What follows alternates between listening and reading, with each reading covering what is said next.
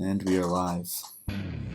All right, everybody. This is episode 38 of the Beef and Bitcoin podcast with your host, Brett and CH. Today, we've got a quick episode to go through. I saw a tweet the other day that I thought was an interesting topic kind of to riff on for a few minutes. Touch on that. A lot of news going on over the weekend. It is Sunday, August 25th. Futures markets also just opened. Looks like gold is on the move. The yuan is also on the move. Silver's on the move, which is really interesting. And we're going to try to record another episode post-mortem on tomorrow being Monday. And we'll try to get that out quickly so you guys can kind of get our half-baked take on what transpired from tonight over into tomorrow. But other than that, man, how you doing? Good. It's just like, as we keep saying, like things are just getting really interesting and the charts are screaming. Like, you just like, as Raul was saying, like there's just so many different things going on right now. And a lot of people are just not aware of it. Like the China tensions, the Hong Kong issues, markets in turmoil.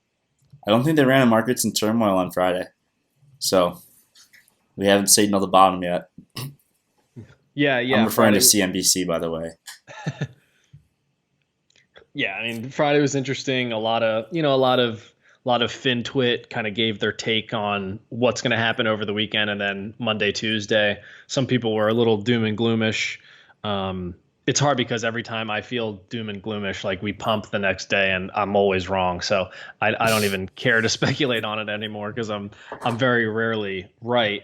Maybe in the long term, we'll both be right about this, right? We can kind of see what's, eventually the bears are always right. Like eventually, I guess, but they're wrong the rest of the time. But that's okay because it is fun trying to kind of see this play out, and it is interesting because the bubbles that we see around us are extraordinary and fueled a lot by government debt, which is very interesting when you think about a parallel financial system starting to be built, right? Bitcoin's been around for 10 years, that's great. It's still a drop in the bucket, but you can see people have been seeing these warning signs for the last decade. And now we're thinking, it might be a good idea to take a step back and think about how we can do this differently the next time around. And it looks like the next time around is pretty fucking close. Just for lack of a better term, Dude, I don't know is. how else to put it. Like it really feels close now. It's like you feel like you're in this debt super cycle, and Yeah. it's so obvious to so many people who have done their due diligence and done their homework on 2001, 2008, and now today, and the bubble's bigger this time. Wealth inequality is worse, although more people are always obviously lifted out of poverty. The gap can get wider, which is unfortunate, and that's always going to happen. But hopefully, as this system gets replaced with something better, each bubble will kind of happen on its own. But that gets into the biggest part in the whole equation. Last episode, we talked about essentially the US dollar losing its reserve currency status. And it seems to be like central bankers are now making the case that very well could happen. Don't expect the US dollar to be the world's reserve currency for the next 100 years. It's actually pretty highly unlikely that were to be the case. So what happens between now and then? And our good buddy Paul Graham had a very interesting tweet a few days ago. And this is what we really wanted to riff on. So what do you think? You want me to read this really quick? Yeah, go ahead. Okay, so I'll read this tweet and then we'll kind of go through it piece by piece and talk through a few things. Okay. If the potential of a startup is proportionate to the size times the incompetence of its competitors, the most promising startup of all would be one that competed with national governments. It's not impossible. This is what cryptocurrencies do. That's a lot. I mean, one sentence, but there's a lot to unpack there. And, we'll go through it piece by piece, but, just after hearing that at first, what's your immediate response to that? As he talks about, he's comparing basically the, what's going on here is an incompetence he's referring to government, and then the size of that incompetence is in the tens, if not hundreds of trillions of dollars, basically, as he's saying. It's a really big, it's national governments. And then you think about debt, there's a lot to deal with here. There's going to be there's something big is coming in terms of what he's talking about, transition wise, whether it's cryptocurrencies, whether it's like gold, or going back to gold, silver, etc. I don't know what, but something big is happening here. The current system is just barely getting along. Like, I don't know the correct term for it, but we are just barely getting along here. And when it goes, something has to replace it. You need that for global trade, and so we'll find out pretty shortly here. Right. And I think you really nailed it with when you think about the size of what we're talking about, it is in the tens to hundreds of trillions of dollars of debt, of all assets, of physical money, of monetary metals. We're really talking a significant size here, and I think about it. Whole nations, militaries. There's so many random things we can go along. Public infrastructure, etc. There's so much stuff. Right. And I think the one thing Paul alluded to it, he didn't necessarily come out and say it. He does when he says, this is what cryptocurrencies do, is that the only institutions on the planet today who have a monopoly on the production of money are national governments. Period. So that's what it really all comes down to. And then once you have a monopoly on money, you can afford to just do whatever you want after the fact. So, and the size of that has grown exponentially in the last 100 years. I was listening to something earlier today, and they were talking about the progressiveness of maybe 200 or 150 years ago. They couldn't imagine. They would be thrilled with the size of the state today, right? It is just absolutely massive how it has grown in size and arguably made things not so good for the individual, which is where Bitcoin and sort of fits into that. And you say, okay, well, if you can have a totally separate and parallel economic system that is the production of money, how humongous is that opportunity? And I think it's underestimated by a lot of people, even me. Like, I'm as bullish as you can get, and I still think I probably underestimate what that looks like. And only hindsight will tell us if that ends up ultimately being correct. But the next part of the tweet that I kind of wanted to get into was the fact that he said it's not impossible, and that to me is the ultimate crux of the argument for a lot of people. And I get a lot of DMs from people who are new to the space, or they've been in for a little while and they're still trying to, wrap their mind around everything. And you can really see a lot of people have it stuck in their head.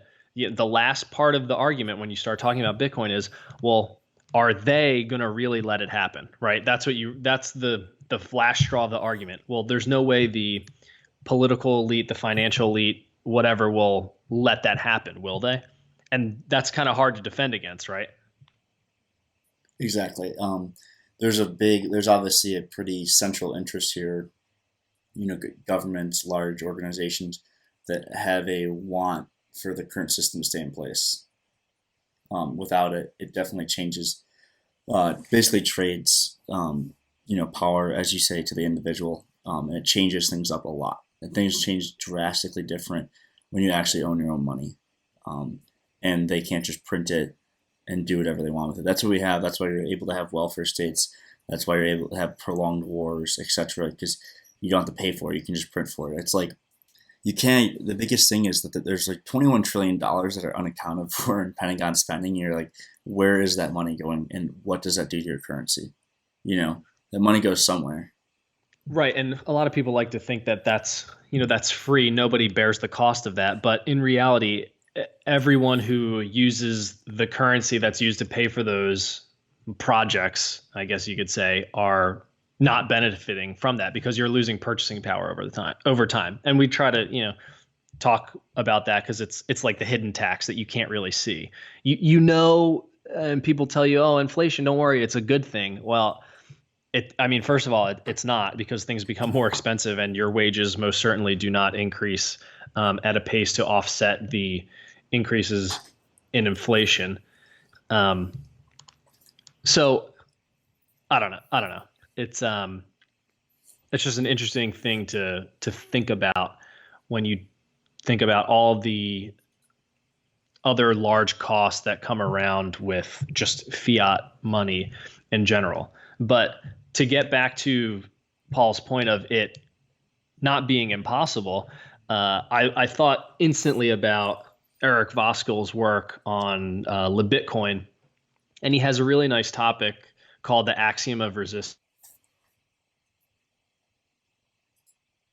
It's a premise. It's something that can't really be proven, and I think that's what makes Bitcoin so special. And I'll get into it. So basically, the Axiom of Resistance is saying you believe that it is actually possible for some sort of system or piece of software to successfully resist state control, right? And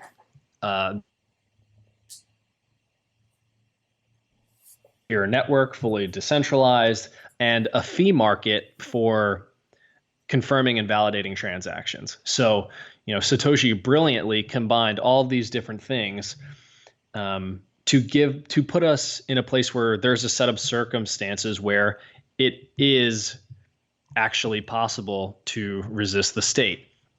And when you get into that debate with someone on this topic, the immediately default after you've gone through every point is, well, there's just no way they would let it happen. And that is kind of the final piece of the puzzle that needs to be solved, right?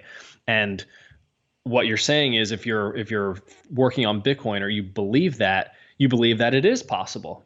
This is the way the software works.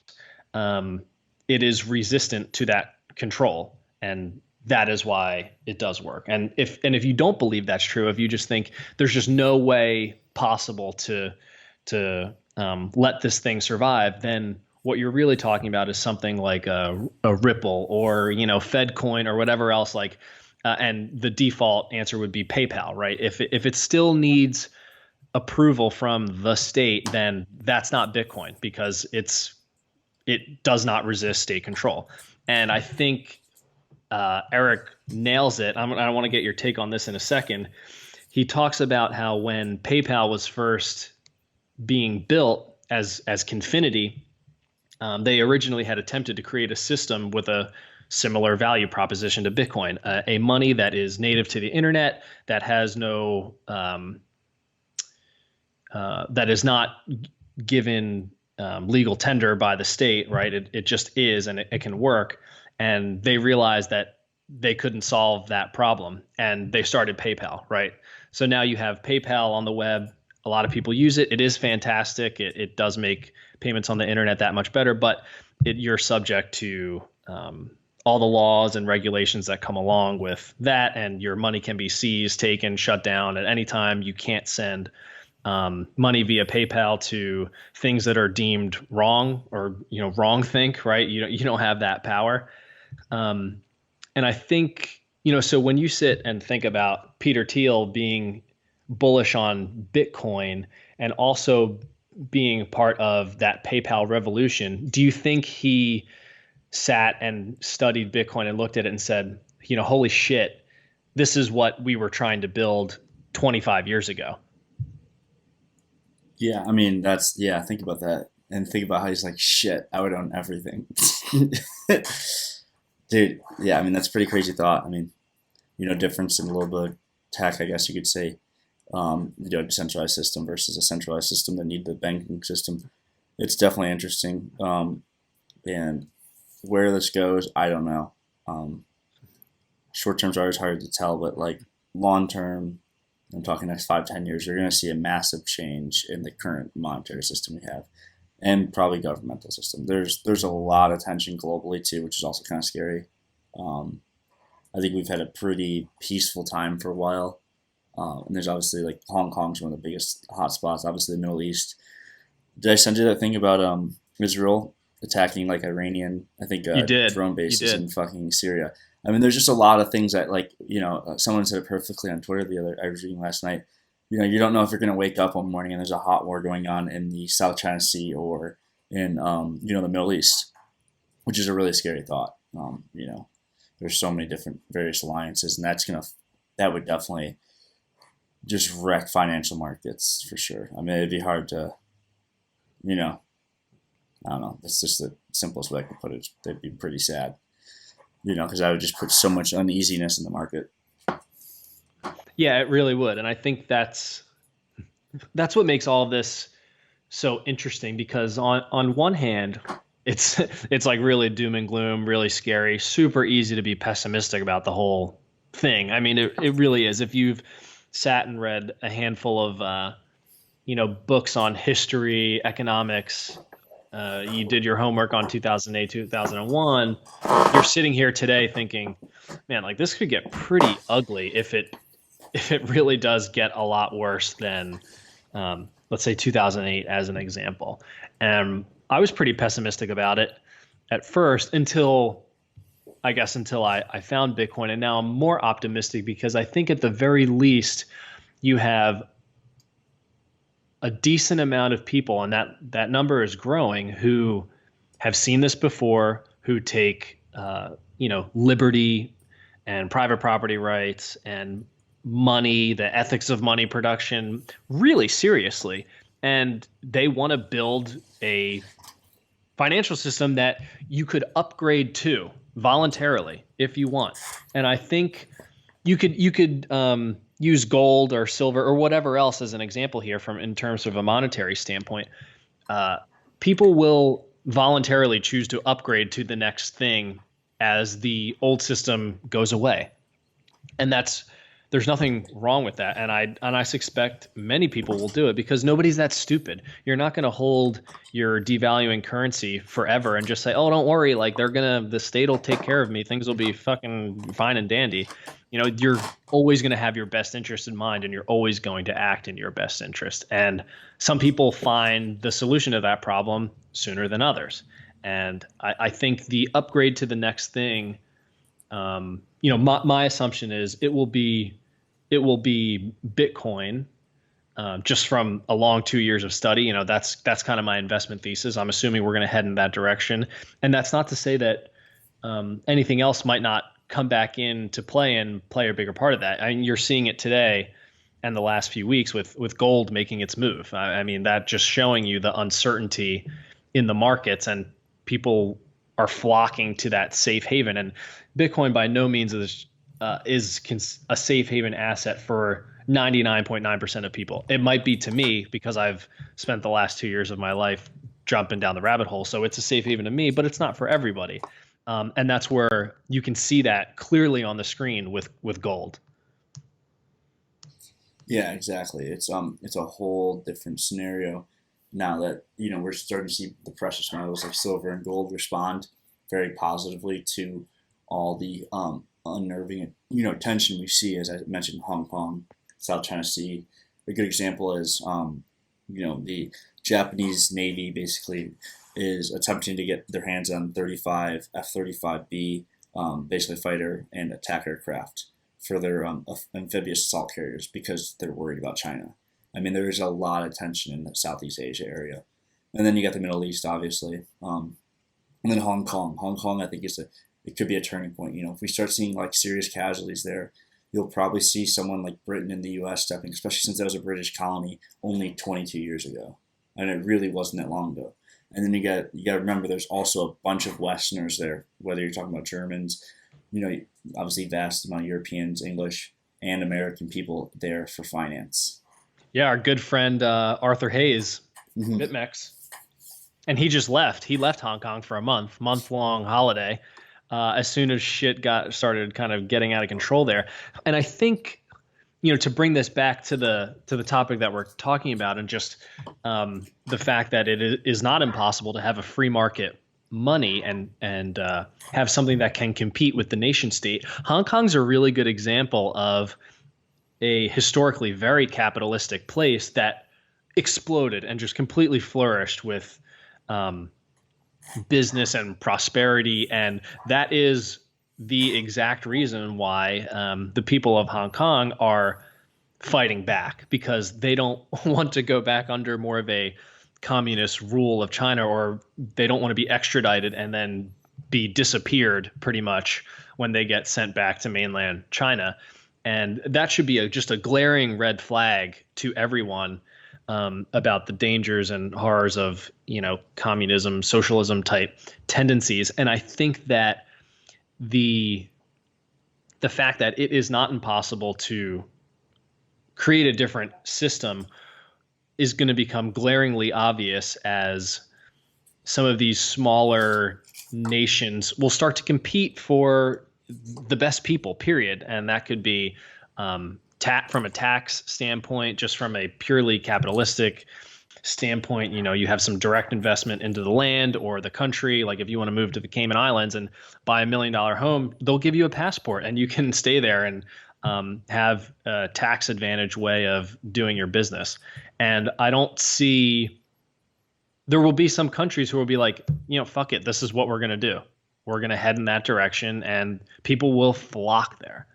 But that gets into the kind of jurisdictional arbitrage fallacy. Will you have countries start to compete? I don't know what you think about that. I think you will have some, even if, let's say this is really out there, Texas secedes, okay?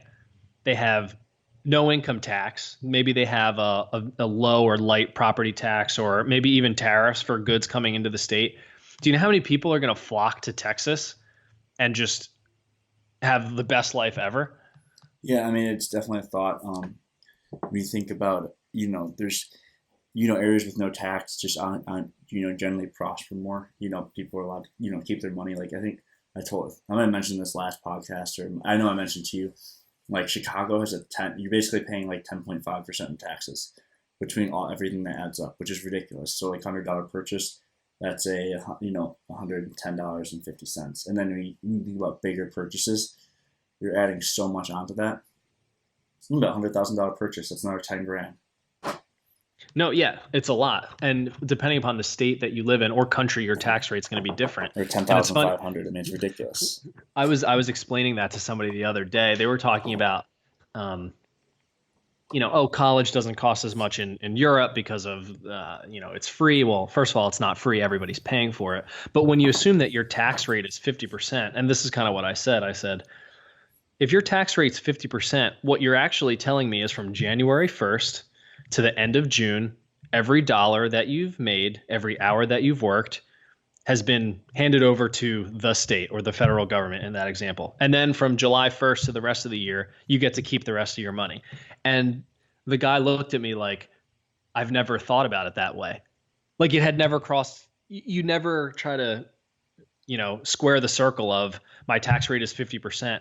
Oh, literally half of every day that I'm working, I have to give up all that money. Nobody ever puts it that way, which is unfortunate because if everybody thought about it that way, the tax rate would be much lower because people would be rioting, right?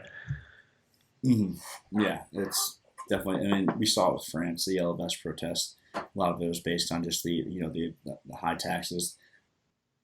I think I lost you for a sec.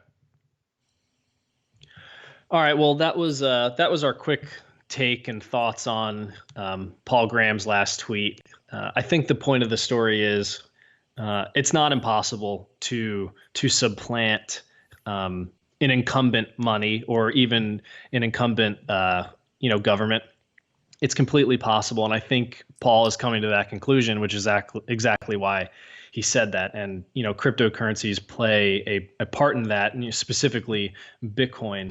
I think that's important to kind of keep in mind if you're jumping down this rabbit hole and you're still not convinced or you're just not sure that it is even possible.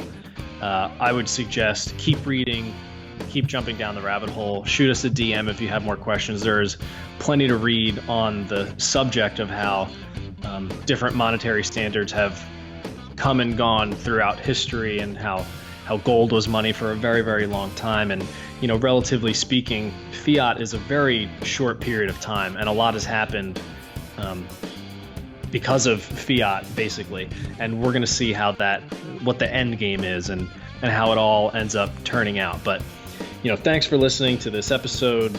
Make sure you like and subscribe on YouTube, leave us a comment, shoot us a DM, follow us on Spotify, follow us on Twitter, Instagram, leave us a review, send us your topics. Thanks again to all the people who've reached out for a couple of topic ideas for episodes. It's great. It really helps us prepare for the next episodes because it lets us know what you guys want us to talk about. So stay safe, stack sats, be careful over the next couple weeks, stay diligent, and thanks for listening. Cheers.